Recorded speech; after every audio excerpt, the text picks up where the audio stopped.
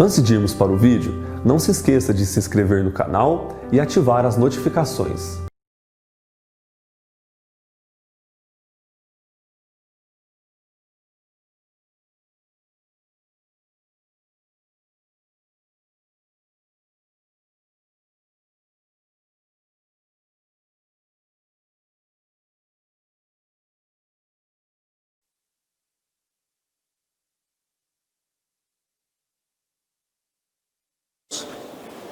Quero saudá-los com a paz do Senhor Jesus nessa noite. Mais uma vez agradecer o privilégio de participar dessa conferência, que tenho certeza já tem sido uma bênção na vida de tantos de nós. Hoje à noite vou falar sobre o tema Somente a Graça. E queria que vocês abrissem suas Bíblias na carta de Paulo aos Efésios, capítulo 2, nós vamos ler do verso 1 até o verso 10. Hoje pela manhã falamos somente a fé, sobre somente a fé, e agora sobre somente a graça. Efésios capítulo 2, de 1 a 10. Ele vos deu vida, estando vós mortos nos vossos delitos e pecados, nos quais andastes outrora, segundo o curso desse mundo, segundo o príncipe da potestade do ar, do Espírito que agora atua nos filhos da desobediência, entre os quais também todos nós andamos outrora, segundo as inclinações da nossa carne, fazendo a vontade da carne e dos pensamentos, e éramos por natureza filhos da ira, como também os demais. Mas Deus, sendo rico em misericórdia, por causa do grande amor com que nos amou, e estando nós mortos em nossos delitos, nos deu vida juntamente com Cristo.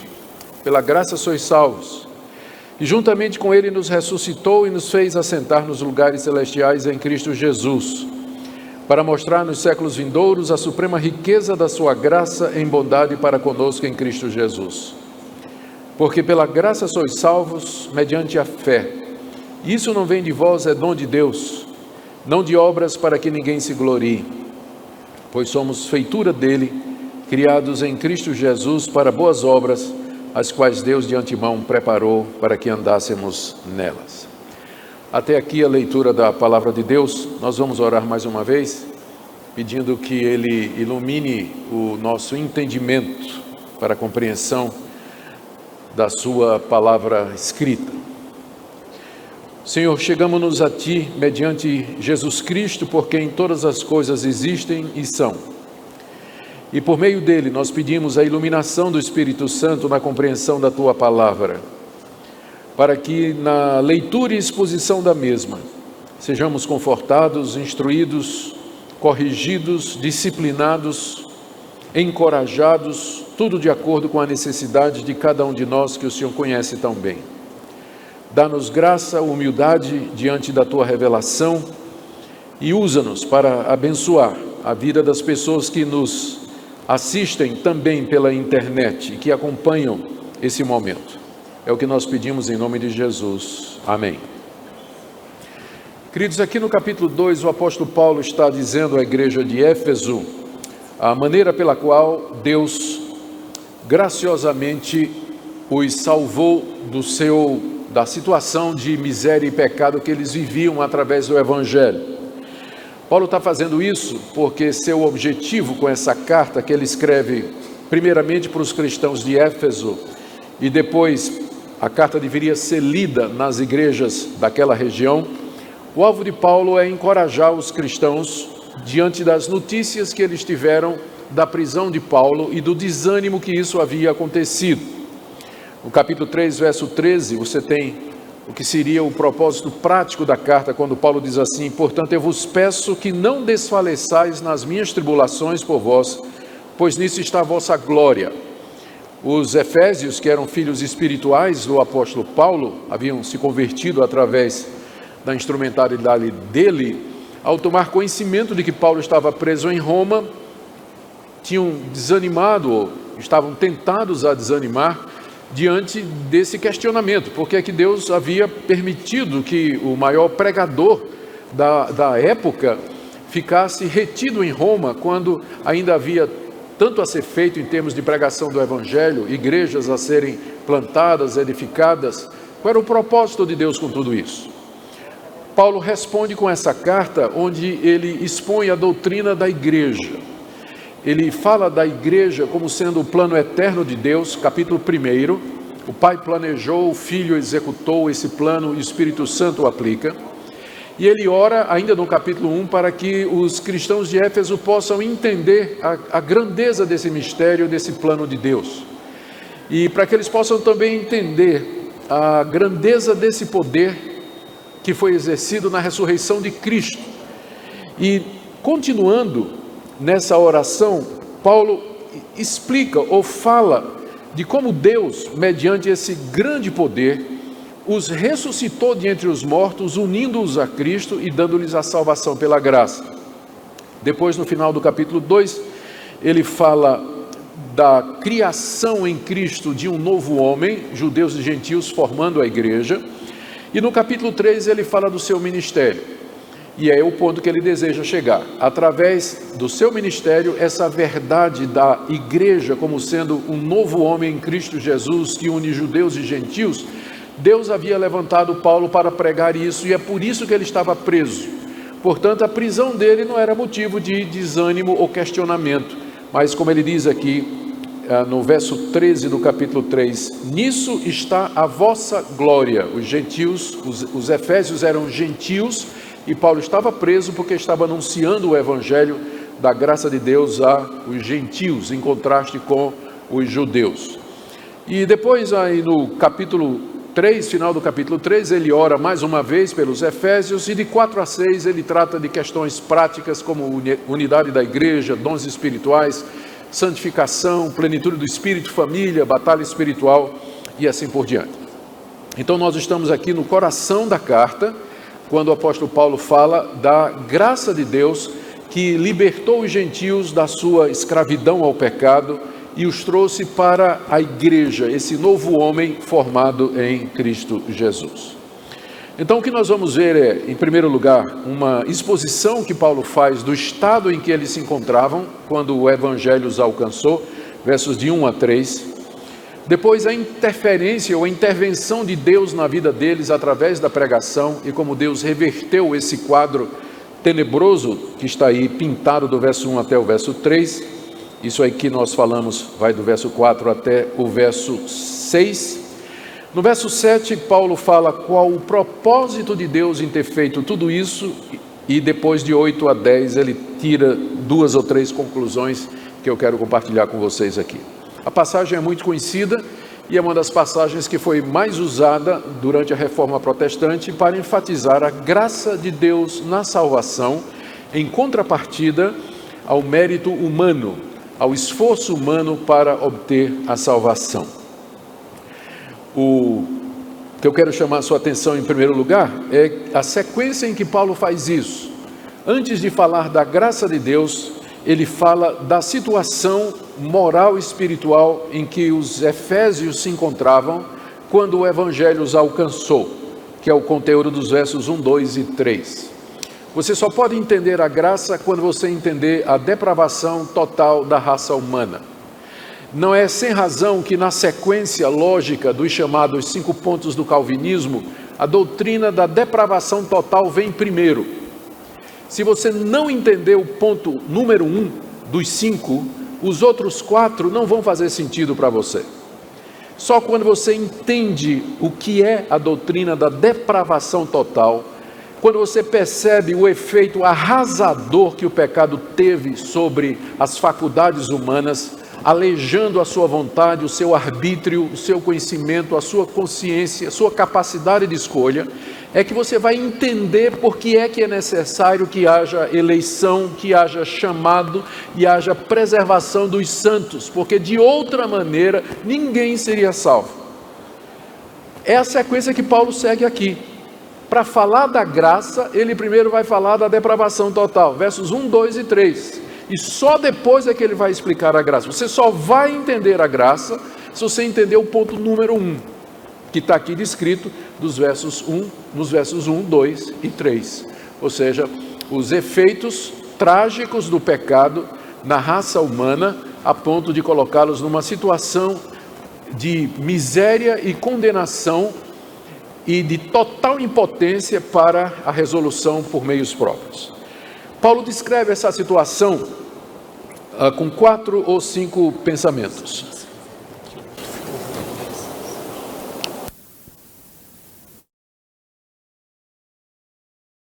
Paulo descreve essa situação com 4 ou 5 pontos que eu quero mostrar aqui.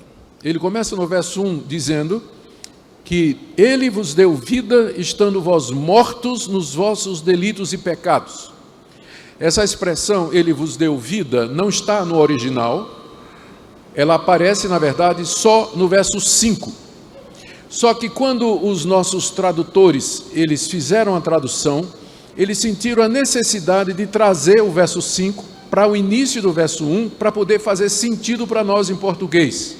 Literalmente, o verso 23 dá lugar ao capítulo 2, verso 1, porque Paulo está orando para que os efésios entendam o poder de Deus, que se manifestou em Cristo, na ressurreição de Cristo, e quando vocês estavam mortos, vem toda a descrição, ele vos deu vida, só que o vos deu vida só aparece no verso 5. Mas então os tradutores trouxeram para o verso 1, porque eles abriram um capítulo aqui e botaram um subtítulo. Então era necessário antecipar o pensamento de Paulo. Então, eu não estou dizendo que não está na Bíblia, estou dizendo que não está aqui nesse lugar na Bíblia, né? Os tradutores trouxeram do verso 5 para o verso 1, faz todo sentido. Ele vos deu vida, que é o que ele vai dizer no verso 5, estando vós mortos nos vossos delitos e ofensas. A vida que Paulo se refere aqui, não é a vida biológica, é claro, mas é a vida espiritual. Vocês receberam a vida eterna, vida espiritual, vocês se tornaram vivos com relação a Deus, quando vocês estavam mortos nas suas ofensas e pecados. Então, essa é a primeira declaração que Paulo faz sobre o estado em que eles estavam, quando o Evangelho os alcançou e através do Evangelho eles receberam vida espiritual e se tornaram vivos para Deus. Eles estavam mortos, é uma expressão absoluta.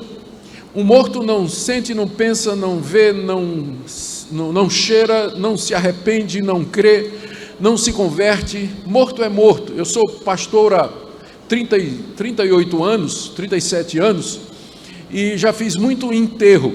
Não é a parte que eu mais gosto do pastorado, eu lhe confesso. Especialmente quando eu vou ter que participar de uma cerimônia fúnebre de alguém que eu já conheci. E eu me lembro da pessoa, como ela era quando estava viva, os movimentos, o jeito de falar e tudo mais, e ver aquela pessoa deitada ali no caixão, com aqueles 2 algodãozinhos aqui no nariz, não é? Eu tenho vontade de arrancar para deixar a pessoa respirando, só que a pessoa não respira mais. A visão é chocante.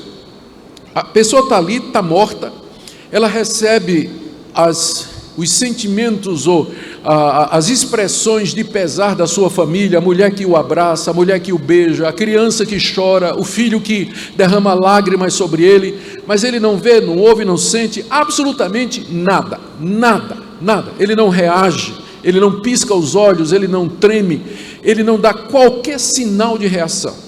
Essa é a figura que Paulo está usando aqui para se referir ao estado em que os efésios se encontravam, e não só os efésios, esse é o estado descritivo da raça humana antes da graça de Deus chegar, para descrever o estado em que eles se encontravam como resultado do pecado.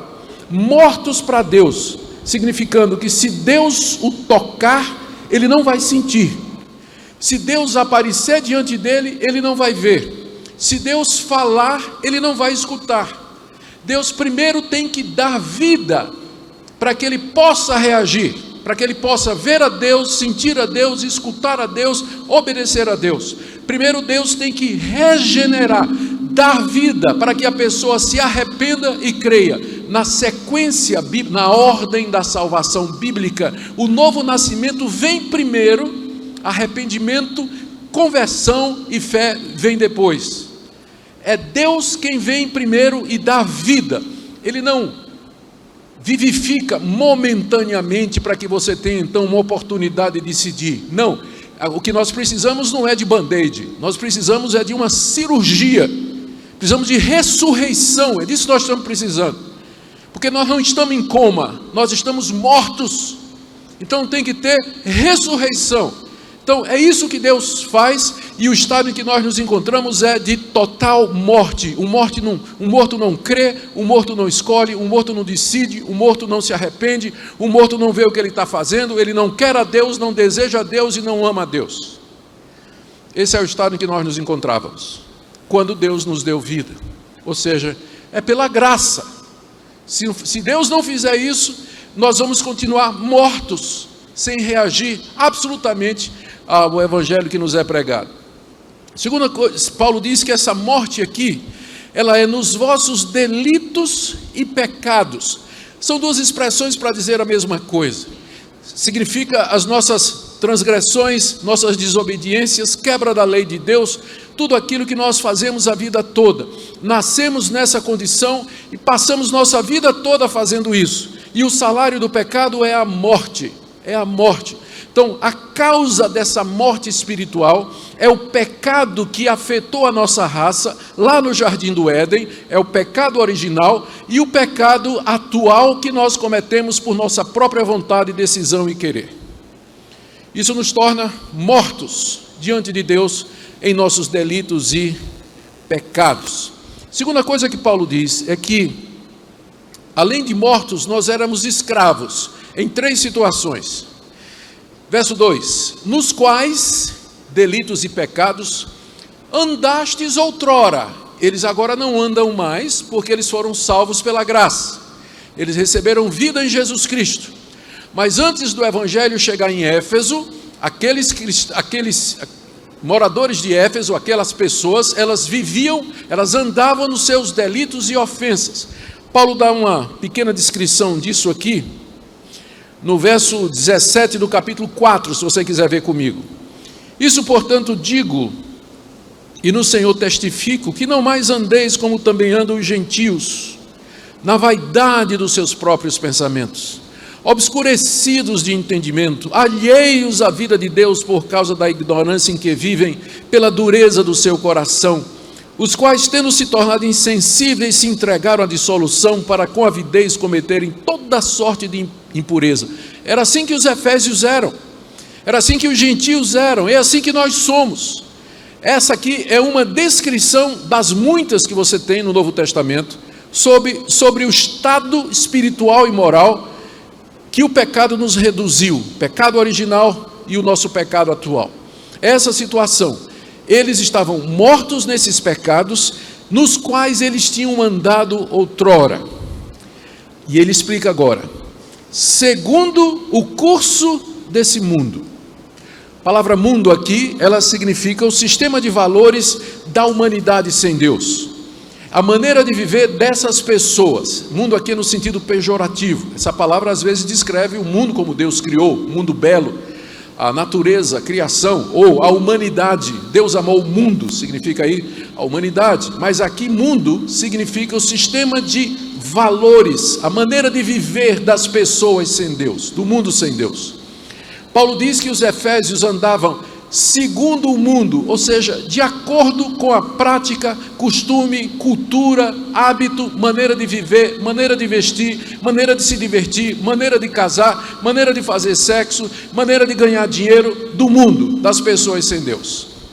Ou seja, é o comportamento de gado, não é? Essa aqui está uma descrição, longe de ser uma descrição de pessoas livres, além de mortos para Deus, portanto completamente alheios à vida de Deus. Eles viviam de acordo com esse mundo corrompido e com as práticas alheias à palavra de Deus, numa situação de inimizade contra Deus, seguindo o curso desse mundo. Eu acho sempre divertido quando eu prego o evangelho para alguém e a pessoa diz que não quer aceitar o evangelho porque gosta de ser livre. Não tem liberdade aqui. Você anda segundo o curso desse mundo. Você anda segundo o mundo anda. Você vai se vestir exatamente como os seus heróis na televisão se vestem. Você vai falar do jeitinho que os seus heróis na internet falam. A moda que você vai seguir vai ser ditada por outras pessoas, o cardápio vai ser ditado por outras pessoas, o seu entendimento sexual sobre você mesmo vai ser ensinado por outras pessoas. Então não são livres, são escravos do mundo, escravos do mundo. Pior, verso 2: segundo o príncipe da potestade do ar, do espírito que agora atua nos filhos da desobediência. Veja a situação: mortos em delitos e ofensas, andando segundo o mundo, escravos do mundo, e agora, de acordo com Paulo, andando segundo, ou de acordo, ou debaixo da influência daquilo que Paulo chama do príncipe da potestade do ar. Potestade do ar, os poderes aéreos, ou poderes invisíveis, são chamados de poderes aéreos, porque o ar é invisível. Está se referindo a Satanás. Satanás é o príncipe, ele é o líder, ele é a potestade dos poderes invisíveis, poderes malignos, ele é o chefe dos demônios. Ele é um anjo caído, a Bíblia nos ensina sobre isso, que consigo tem outros anjos caídos também, pervertidos em si mesmos, voltados para a destruição da obra de Deus, que odeiam a Deus e querem corromper a raça humana e destruir o quanto eles podem. Eles são seres invisíveis e atuam nesse mundo de acordo com o que Paulo está dizendo aqui.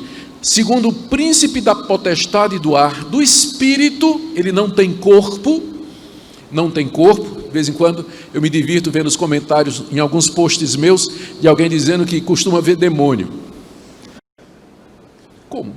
Toda vez, os demônios são espíritos, e toda vez que os espíritos se manifestaram, os anjos, eles assumiram forma humana, mas a gente vê demônio em forma de sapo, de cachorro, de canguru, na forma de um monte de coisa. Eu não sei como é que eles conseguem ver isso, mas ele é chamado do príncipe das potestades do ar, poderes aéreos, exatamente porque ele é espírito, no sentido de que ele não tem corpo. Esses seres, eles não têm corpo, mas eles são bem atuantes, e de acordo com o que Paulo está dizendo aqui, ele atua nos filhos da desobediência.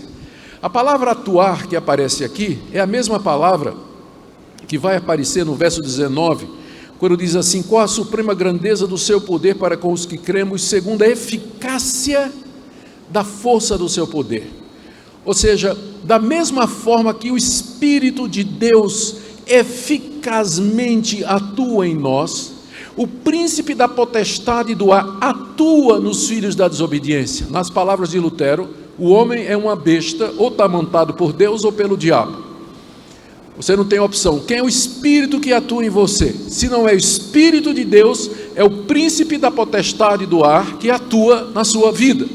Mas você não é neutro, você não é isento. Há um poder estranho a você, agindo em você. Ou é Deus, pelo seu Espírito Santo, agindo pelo poder da ressurreição para salvá-lo e resgatá-lo desse mundo, ou é o príncipe da potestade do ar que está fazendo isso. Eu não estou falando aqui em termos dualistas, eu não estou querendo aqui entrar nesse dualismo, não é, que parece dizer que Satanás tem o mesmo poder de Deus. É claro que o diabo faz isso nos filhos da desobediência. Veja como é qualificado: ele atua nos filhos da desobediência. E quem são os filhos da desobediência? São exatamente aqueles filhos de Adão e Eva, você e eu, que pela desobediência dos nossos primeiros pais, e por vivermos na desobediência, abrimos a porta, abrimos o nosso coração e a nossa mente para que esses espíritos atuem. E eles atuam de muitas maneiras.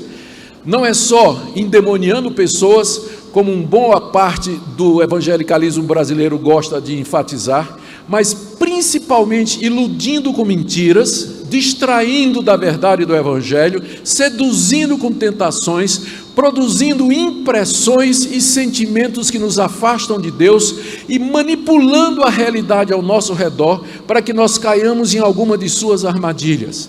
É essa a atuação que Satanás faz nos filhos da desobediência. É isso que nós somos, filhos da desobediência, filhos do primeiro casal desobediente, que anda em desobediência e que, portanto, tem esse espírito que atua em nós, para nos fazer permanecer na desobediência, para nos fazer aprofundar na desobediência e assim nos afastar mais e mais de Deus.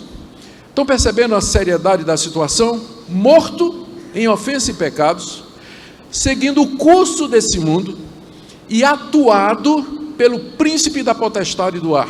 no seu coração, na sua mente. E como se não bastasse, verso 3: entre os quais também todos nós andamos outrora. Note que agora Paulo usa a palavra nós. Quando ele usa a palavra nós, ele está falando como judeu.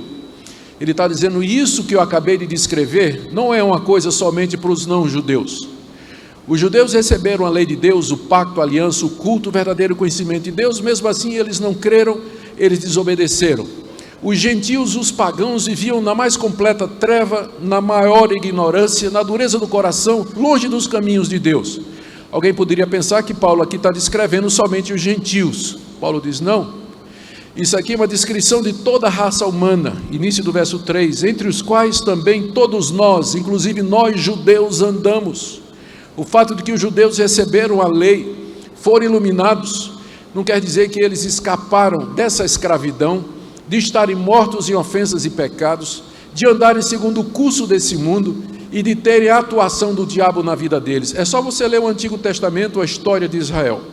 Povo rebelde, povo que apedrejou e matou os profetas, povo que vivia constantemente aos pés de todo o altar, criando deuses e adotando deuses das nações pagãs, quebrando todo e cada mandamento de Deus. Por isso, a generalização de Paulo, entre os quais, filhos da desobediência, todos nós andamos outrora, entre os quais todos nós andamos outrora, judeus inclusive.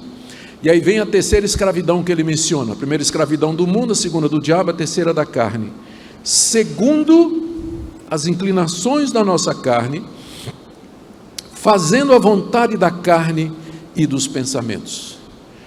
A carne aqui não se refere ao tecido que cobre o nosso esqueleto, mas se refere à natureza do nosso coração, a natureza corrompida do nosso coração, que procura sempre atender aos desejos da carne. Não há nada em si errado em satisfazer os desejos da carne, como por exemplo o desejo por repouso, lazer, sexo, fome, sede, são desejos naturais que Deus colocou em nós. O problema é que por causa do pecado, nós queremos satisfazer esses desejos com a pessoa errada, da maneira errada, no lugar errado e no tempo errado. E como resultado, nós desvirtuamos o propósito de Deus com todas estas coisas boas. As pessoas vivem para satisfazer os desejos da sua carne, que em si, como eu disse, são legítimos, mas o pecado faz com que elas passem por cima das outras, desrespeitem as outras, matem outras, enganem outras, iludam outras pessoas, e com isso, então, por isso que a palavra, até a palavra que é usada na língua grega para se referir a esse tipo de desejo, que é concupiscência, no Novo Testamento ela ganhou uma conotação pejorativa, negativa. Concupiscência ou desejos carnais são aquelas paixões que você tem e que controlam sua vida, que levam você a fazer determinadas escolhas e que são, em última análise, a razão maior de você fazer o que você faz. Por que as pessoas existem? Fazer guerra, sexo, dinheiro, sempre foi isso. A diferença é que hoje eles fazem pela internet, mas sempre foi isso. Sempre foi esse o desejo. Se você assistir aí esses shows que tem na televisão, se você acompanhar nas redes sociais determinados blogueiros ou lives de determinados artistas e tudo mais, a vida das pessoas se resume nisso: satisfazer os desejos da sua mente, da sua carne, dos seus pensamentos, ou seja, viver para si, experimentar tudo que esse mundo quer dizer. E aí elas pensam que são livres, quando na verdade elas vivem para satisfazer os desejos mais egoístas e mais corrompidos do seu coração. Essa é a situação em que nós nos encontramos, mortos em ofensas e pecados, escravos do mundo, escravos do diabo e escravos da nossa carne, dos desejos que habitam em nós, das concupiscências e das paixões que habitam no coração. E quando a gente pensa que não podia ficar pior, Paulo piora mais um pouco, final do verso 3. E éramos por natureza filhos da ira, como também os demais. Filhos da ira. Filhos da ira é a consequência normal de ser filho da desobediência. A desobediência traz a ira de Deus. A ira aqui é a ira de Deus. A ira de Deus. Então a nossa raça não somente é chamada de filhos da desobediência, por conta da desobediência dos nossos primeiros pais, mas a nossa raça também é chamada de filhos da ira, porque por causa das nossas transgressões e delitos, nós estamos debaixo da justa ira de Deus. A ira de Deus não é a raiva humana, é a reação justa da sua santidade contra a desobediência das suas criaturas, contra as suas criaturas que vivem para si mesmas quando deveriam viver para a glória de Deus, suas criaturas que quebram as suas leis, quebram seus propósitos e desafiam a sua vontade. A ira de Deus está sobre a raça humana, mortos, escravos e debaixo da ira de Deus. Essa é a descrição que Paulo faz aqui da situação dos efésios, antes da graça de Deus os alcançar. E eu quero fazer algumas perguntas para vocês antes de prosseguir.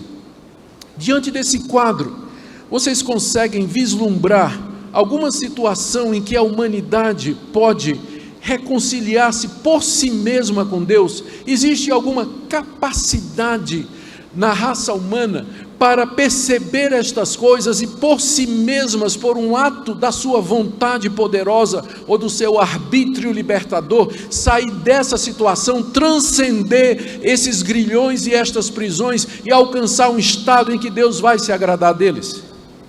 Vocês acham que é possível?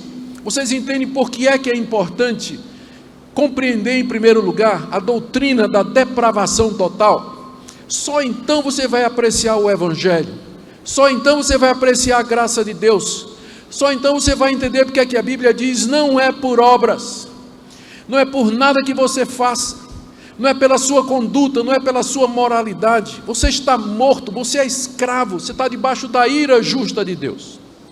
Segunda coisa,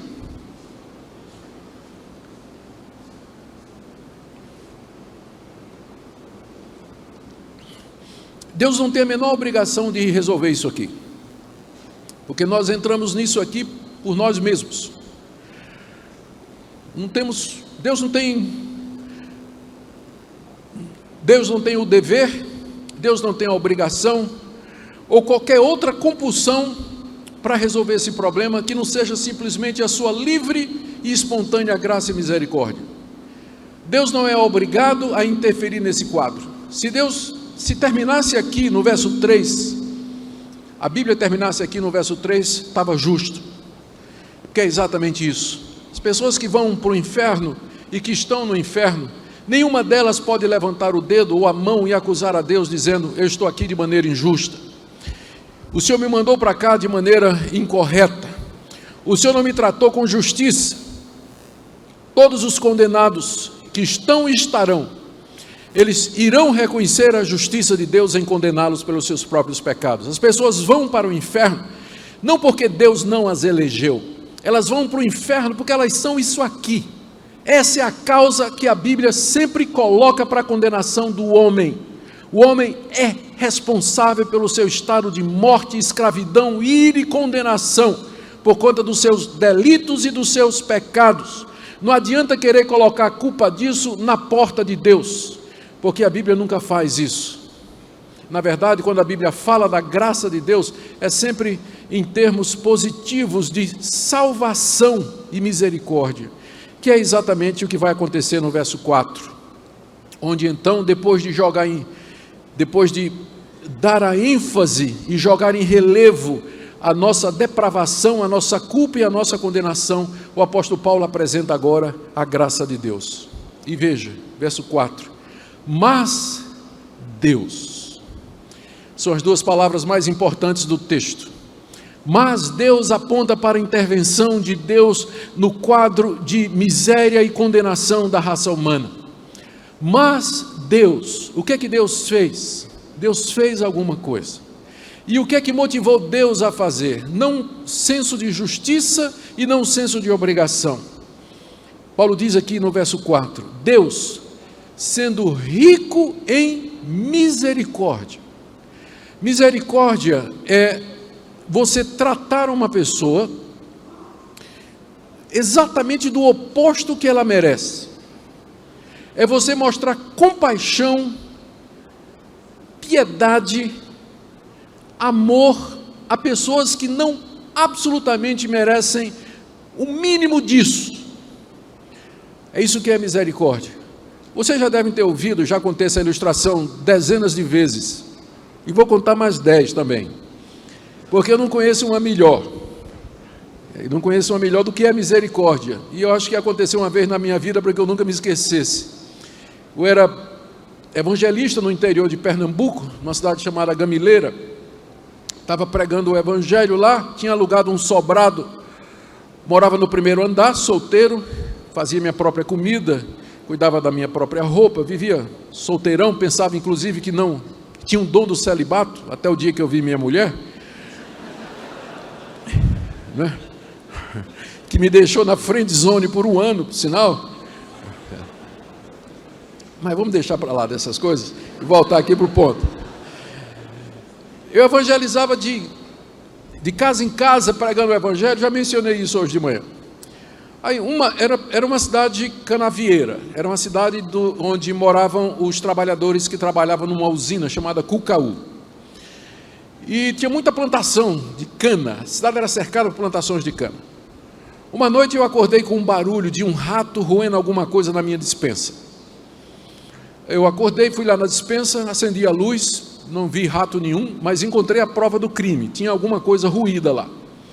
Eu disse, tem um rato aqui em casa. Bom, quem sabe ele vai embora. Na noite seguinte acordei de novo com o mesmo barulho. E fui lá na despensa, acendi a luz, não procurei, não vi rato, não tinha rato correndo, não tinha nada. Vasculhei tudo, não encontrei nada. E o bicho roendo minhas coisas. E eu então resolvi pegar uma ratoeira, fui na feira, comprei uma ratoeira, armei com um pedaço de queijo, botei lá. Passou a noite toda, no dia seguinte cheguei lá, o queijo tinha ido embora, a ratoeira não tinha disparado. Nada. Aquilo começou a me atormentar e ficou pior quando o rato começou a roer meus livros. Aí eu disse, agora é pessoal. Pode roer minha comida, mas livro não. Falei com os moradores da cidade. Eles disseram, pastor, isso é um ratinho, tamanho de uma barata, é muito comum aqui nos canaviais, é chamado catita, é um ratinho desse tamanho. O senhor nunca vai pegar ele com uma ratoeira convencional, você tem que ter uma ratoeira própria para ele, tamanho de uma caixa de fósforo, que o senhor arma, o senhor vai pegar. Eu consegui uma ratoeira dessa, armei, passei a noite esperando. Gente, eu fiz tanto plano para matar aquele rato. Pelas noites que eu passei acordado, pelo dano moral, né, que o rato tinha me causado, eu tinha planejado assim sessões de tortura se eu o pegasse vivo. Meia-noite, pá, estalou. Peguei, acendi a luz, estava lá. O bicho era tão rápido que a ratoeira pegou ele pela pata traseira. Ele estava vivo. Eu levantei diante dos olhos assim, ó, né? Gente, aquele rato olhou para mim.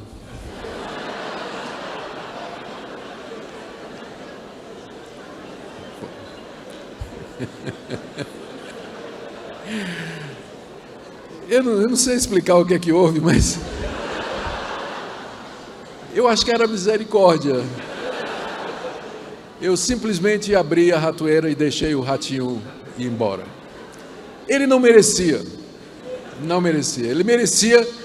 Ele foi apanhado em flagrante delito, era culpado, estava escravo, tudo aquilo aqui de Efésios 2, de 1 a 3. Mas a misericórdia prevaleceu. Eu creio que é exatamente isso que Paulo está dizendo aqui. Mas Deus, sendo rico em misericórdia, porque Ele tinha todos os argumentos e todos os direitos de nos destruir, nos condenar em sua santa ira, por conta de tudo isso que nós somos e fazemos. Mas Ele sendo rico em misericórdia, e Paulo acrescenta, por causa do grande amor com que nos amou. A Bíblia diz que Deus amou o mundo, mas Ele ama o seu povo com um grande amor, com um amor salvador que não é estendido a toda a raça. Ele ama toda a raça, todo ser humano que Ele criou. Ele tem carinho, Ele faz o sol se levantar sobre todos, a chuva vir sobre o terreiro de todos, Ele abençoa com bênçãos materiais, mesmo aqueles que não acreditam nele. Deus ama o mundo, mas Ele tem um grande amor, um amor salvador especial por aqueles que são seus. por causa do grande amor com que nos amou. Paulo não está falando do mundo, ele está dizendo nós que cremos nele, por conta do grande amor com que nos amou. E estando nós mortos em nossos delitos, Paulo aqui joga em relevo esse amor de Deus. Ele nos amou com grande amor, quando nós estávamos mortos nas nossas transgressões, desobedientes a Deus, desafiando a Deus. Ele quer mostrar o grande amor de Deus e a sua misericórdia. Esse amor nos é dado quando nós estávamos ainda mortos em nossos delitos. O que é que Deus fez? Aí vem, final do verso 5. Ele nos deu vida juntamente com Cristo. Ele podia ter nos dado condenação e ira, mas na sua grande misericórdia, sendo rico em misericórdia e por causa do grande amor com que nos amou, Ele nos deu vida juntamente com Cristo. E ele conclui: pela graça sois salvos. É isso que é graça, é exatamente isso aqui. É Deus estendendo misericórdia e amor salvador a um povo que está debaixo da sua ira e que merece a condenação eterna por todas as suas transgressões. É isso que é a graça de Deus, é isso que é a misericórdia de Deus. Note como, ao descrever o que Deus fez na sua misericórdia, no seu amor e na sua graça conosco, Paulo reverte os efeitos da queda e da depravação. Nós estávamos mortos, que foi a primeira coisa da lista, do verso 1 até o verso 3. Nós estávamos mortos, mas Deus agora nos deu vida. E ele explica que essa vida é juntamente com Cristo, ou por causa de Cristo, ou em virtude da nossa união com Cristo. E Paulo vai explicar isso. Ele tinha explicado isso, na verdade, no capítulo 1, de que na morte e na ressurreição de Cristo, Deus nos uniu ao seu Filho, de forma que Ele é o nosso representante. A história de Cristo é a nossa, a morte dEle é a nossa, a ressurreição dEle é a nossa. Portanto, eu só posso receber vida, porque Cristo ressuscitou por mim. Ele morreu por mim e Ele ressuscitou por mim. Deus me deu vida juntamente com Cristo. Cristo é a fonte, a origem da vida espiritual e da vida eterna que Deus graciosamente concede a seu povo. Nos deu vida juntamente com Cristo. Segundo, verso 6, juntamente com Ele nos ressuscitou. Quando Cristo ressuscitou dos mortos, triunfante no terceiro dia, Ele venceu o mundo, Ele venceu o diabo, e Ele venceu o pecado, e Ele venceu a morte. E nós, unidos a Cristo na sua ressurreição, igualmente vencemos estas coisas. Nós estávamos escravos do mundo, escravos do pecado, escravos do diabo, escravos da nossa carne, mas agora em Cristo Deus nos ressuscita, Ele nos liberta, Ele quebra os grilhões que nos amarravam, os grilhões morais, grilhões espirituais, negativamente falando, as prisões da nossa condenação e da nossa culpa. Em Cristo isso tudo é rompido, quando Ele ressurge de entre os mortos e nós juntamente com Ele.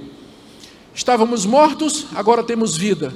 Éramos escravos, agora ressurretos. Final do verso 6, e nos fez assentar nos lugares celestiais em Cristo Jesus. A Bíblia diz que Cristo está sentado à direita de Deus, no trono da majestade nas alturas. O lugar à direita do rei é reservado para o príncipe eleito, para o príncipe que vai herdar todas as coisas, que vai herdar o mundo, vai herdar o reino. Cristo está assentado à direita de Deus depois de ter feito o trabalho de redenção, depois de ter ressuscitado dos mortos, sido exaltado e glorificado. Ele se assenta à direita de Deus, e adivinhe, nós estamos assentados com Ele à direita de Deus Pai, que é o lugar do Filho de Deus. Isso significa que nós não somos mais filhos da desobediência e filhos da ira. Nós somos agora filhos de Deus, assentados à direita de Deus em Cristo Jesus. Você percebe como em Cristo Deus desfaz, reverte toda a obra ou todos os efeitos da nossa condenação, da queda e dos seus efeitos sobre nós. Mortos, escravos, filhos da ira. Agora vivos, ressurretos e livres e filhos de Deus. É isso que é graça. E a pergunta é: Por que Deus fez isso, uma vez que ele não tinha não era compelido por nada do seu caráter santo, justo e verdadeiro para fazer isso? A resposta está no verso 7, introduzido pelo para, que indica condição ou indica motivação. Para mostrar, nos séculos vindouros, a suprema riqueza da sua graça em bondade para conosco em Cristo Jesus. Eu sei que Paulo já tinha dito que Deus fez isso porque Ele é rico em misericórdia, pelo grande amor com que nos amou e por causa da sua graça.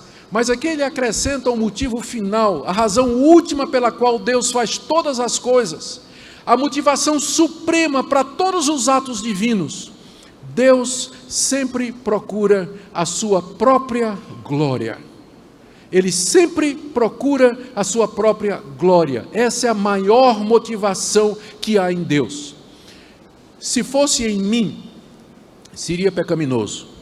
Porque se eu buscar a minha glória, eu vou descobrir que sempre tem gente mais bonito, que prega melhor, que sabe mais, é mais inteligente e mais capaz do que eu. Então, para um ser humano, para uma criatura limitada, marcada pelo pecado, buscar a sua glória, isso é impróprio, isso é imoral, isso é pecaminoso. Mas Deus é único, não tem ninguém semelhante a Ele, nem ninguém maior do que Ele.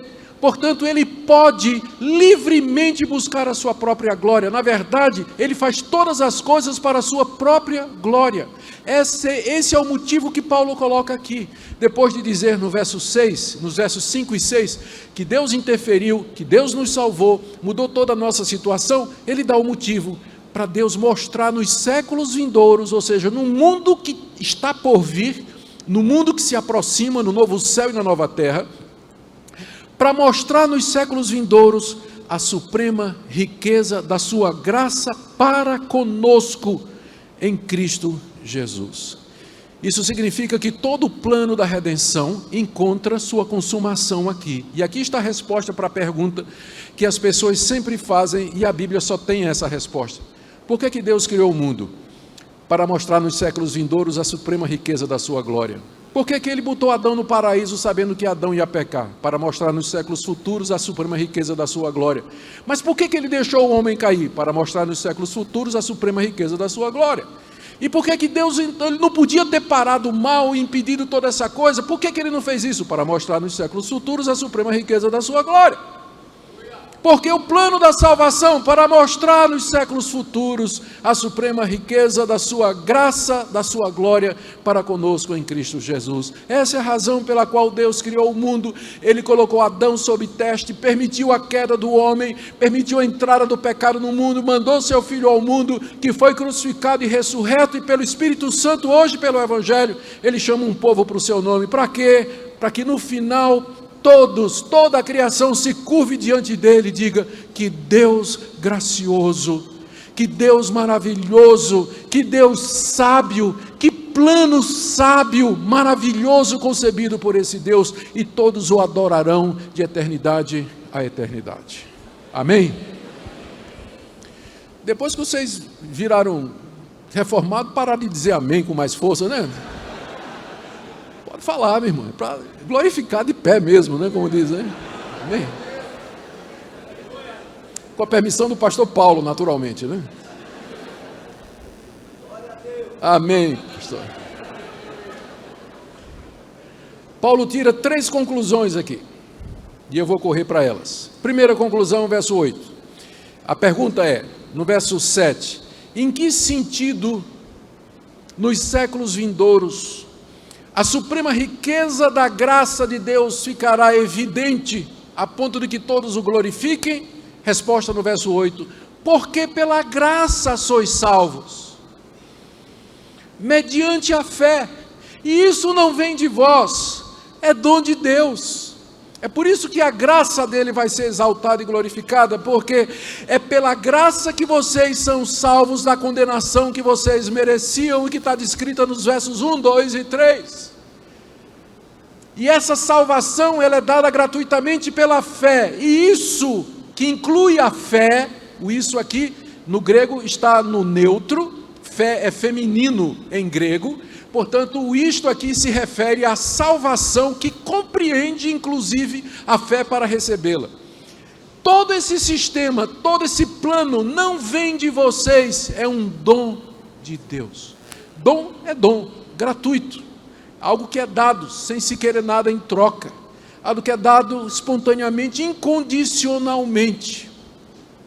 Isso não vem de vós, inclusive a fé não vem de vocês, é uma dádiva de Deus, é um dom de Deus por conta da sua misericórdia e do grande amor com que nos amou, e resultado da sua graça. Essa é a primeira conclusão de Paulo, ou seja, que a salvação é pela graça, não é por obras, por mérito, pelas razões já expostas agora. Segunda conclusão, é a consequência da primeira, está no verso 9, não de obras, para que ninguém se glorie.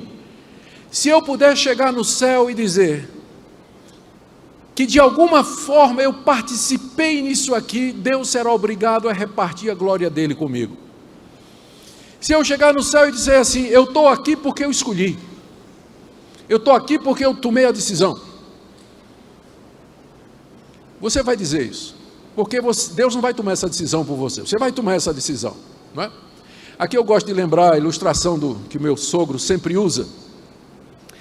usava, quando ele queria explicar essa questão toda aí.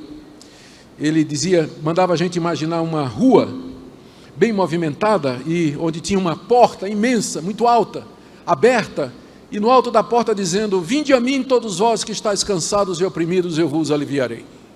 Convite feito a todos, todos são convidados, porta está aberta, venham, vinde a mim todos vós, todos, venham, creiam, sejam perdoados, recebam perdão de pecados, Deus chama vocês.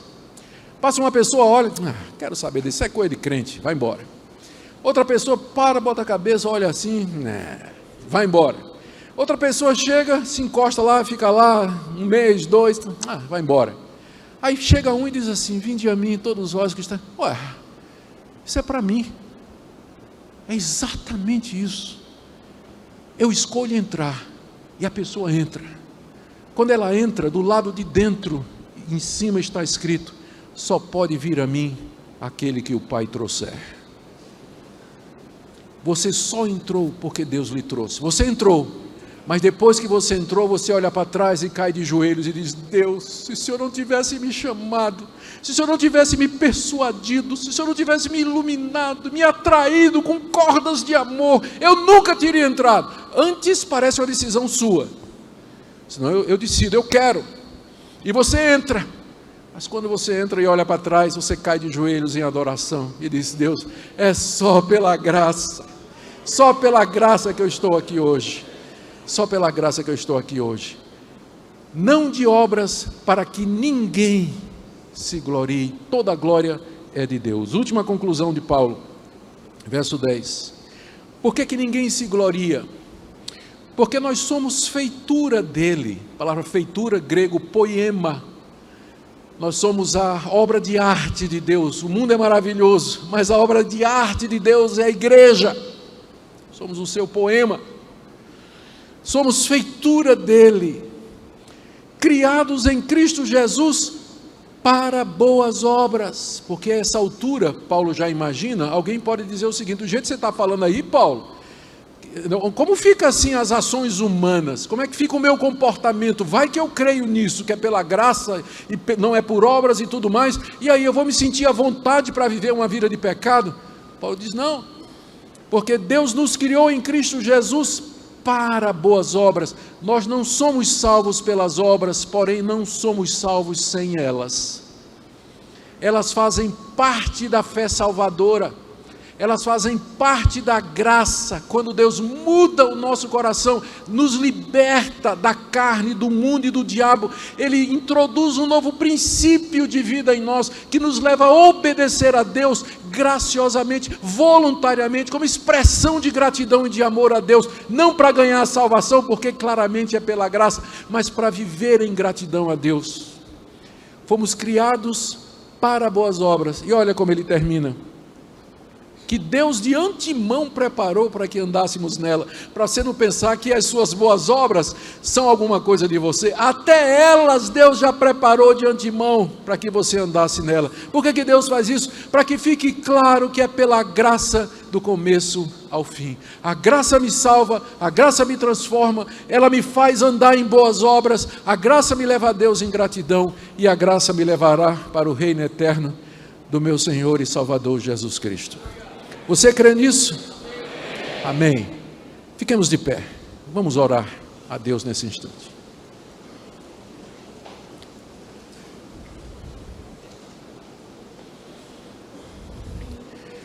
A Ti toda a glória, Senhor. Bendizemos o Teu nome e queremos já nos preparar para nos séculos vindouros anunciar a suprema riqueza da Tua graça para conosco em Cristo Jesus, nosso Salvador, por meio de quem tudo é. Te damos graças porque Tua misericórdia nos alcançou, pelo grande amor com que o Senhor nos amou. Se há alguém aqui essa noite lutando contra a culpa dos seus pecados, lutando contra uma consciência que o condena, Senhor, abre os seus olhos para ver a Tua graça, o Teu perdão e a Tua misericórdia.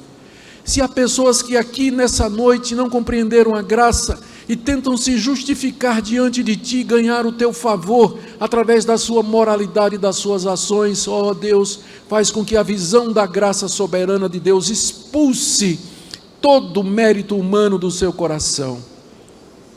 Nós oramos também por aqueles que não entenderam a graça de Deus, receiam abusá-la ou que estão abusando da graça, sem perceber que a graça nos leva às boas obras. Abre o coração para que nós vivamos no equilíbrio santo da Tua palavra.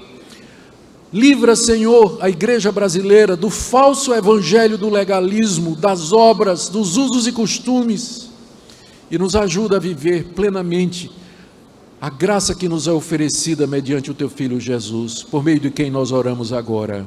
Amém. Vocês podem sentar. Deus abençoe, irmãos. Obrigado pela paciência.